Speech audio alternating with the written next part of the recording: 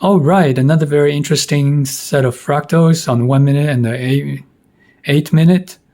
So from 1 to 6 physically is embedded between 1 and x. So 1 to 4 and 1 to x up here. So if we put a light blue box, that's what it will cover. And then this area here is from 4 to 6 physically on the 8-minute chart. In any case, I noticed that early on, before price got to here, before price made it to 6 on the working chart, down to 7, I realized that we had 1, 2, 3, 4, 5, 6, 1, 2, 3, 4, 5, 6, following the fractals. So then what was interesting too was I actually traded this move down from 6 down to 7. And I just figured it would get down to around here, about halfway from here to here. So I actually traded 5 $1 trades just as a following trade.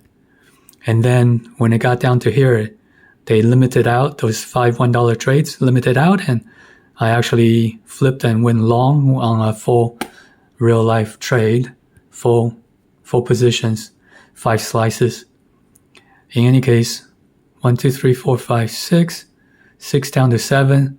And then here, the management became somewhat hard because they actually never hit, based on what I entered, where I entered, and the large stop I had, 1.25R was actually not hit for me. Not like this picture here. This is just the charting platform. On the actual trade, I made my stop 25 pips because this one here is only 14 pips in terms of the stop. So then what happened was it went up and I was ahead as much as $2,000, $2,000, maybe even $2,400. And it came all the way down and I barely got out with like $100. But that's not the most important thing. The most important thing is I read the fractals and I was managing based on the trades. And once it got from 6 to 7, it went pretty well. But 7 to 8 had a lot of lost momentum. And perhaps that would have been a clue in the future for me to manage and get out earlier. But I was giving it room. I am walking that tension between giving something room to breathe versus something is not as strong as it could be and just get out with the profit because it reversed all the way down to here, but it still followed the fractal shape correlation. 8 still looks like 8, 9 still looks somewhat like 8, and 9 still looks somewhat like 9, and then X totally had a movement decoupling in that the magnitude discrepancy is quite large, both directionally, or not directionally, but just the magnitude of the X segment was quite small. Didn't even make it to previous high. So you can't really use previous highs as a measure of where X is going to end up. You can only use the shapes. And then the length of each segment becomes variable. There's a variability to that. So that's my trade. That's a real trade.